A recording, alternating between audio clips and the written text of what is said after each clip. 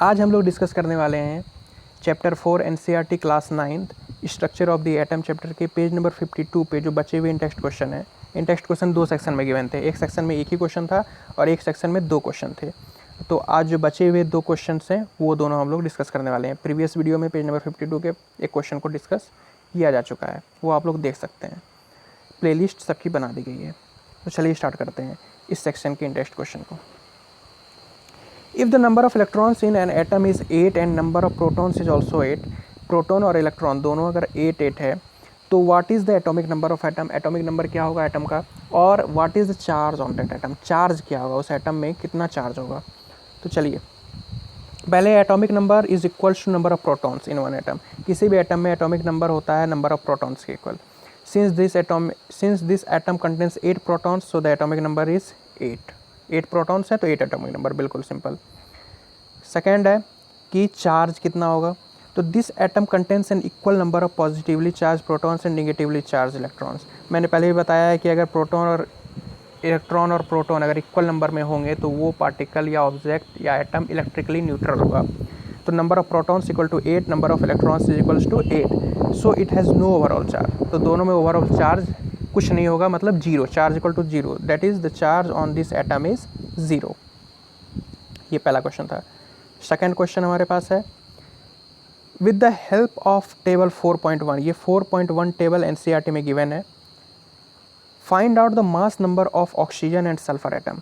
तो ये टेबल दिया हुआ है, ये जो टेबल है 4.1 ये एनसीईआरटी में गिवन है। इस टेबल की हेल्प से हम लोग को बताना है find out the mass number of oxygen and sulphur atom. That is यहाँ पे ऑक्सीजन है और सल्फर कहाँ पे है, ऑक्सीजन एंड सल्फर, सल्फर यहाँ पे है।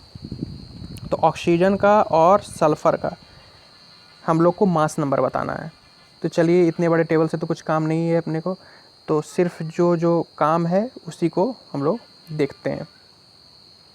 तो टेबल यहाँ अपने पास है।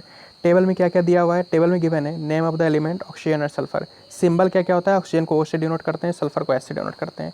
Atomic number of oxygen 8, atomic number of sulphur 16, number of protons 8 हो जाएंगे 16, number of neutron 8 16, number of electrons 8 16। Distribution of electrons K में 2 और L में 6, ये ऑक्सीजन का हो गया। सल्फर का 16 है तो K में 2, L में 8 और M में 6। वैलेंसी क्या हो जाएगी, वैलेंसी इसकी हो जाएगी ऑक्सीजन की 2 और सल्फ़र की वैलेंसी हो जाएगी 2। ये तो गिवन है अपने पास। अब मास नंबर हम लोग को बताना है, तो इस टेबल की मदद से हेल्प से हम लोग बताते हैं। We know that mass number is equals to number of protons plus number of neutrons. Mass number क्या होता है, number of protons plus number of neutrons. ये सब फॉर्मूले हैं, ये सब याद रखने की चीज़ें हैं।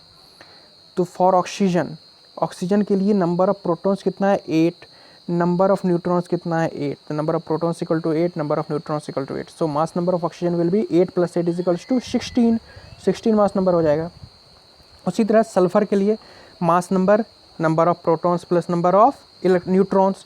तो सल्फर के लिए नंबर ऑफ प्रोटॉन 16 है, नंबर ऑफ न्यूट्रॉन्स भी 16 है। तो so for sulphur number of protons equal to 16, number of neutrons is equals to 16। Thus mass number of oxygen और मास नंबर ऑफ सल्फर यहाँ पे आएगा, mass number of sulphur will be 16 + 16 is equals to 32, 16 + 16 is equals to 32 हो जाएगा mass number. बिल्कुल simple question. ये discuss हो गया पेज नंबर 52 पे। जितने सारे टेक्स्ट क्वेश्चन थे सारे डिस्कस हो चुके हैं।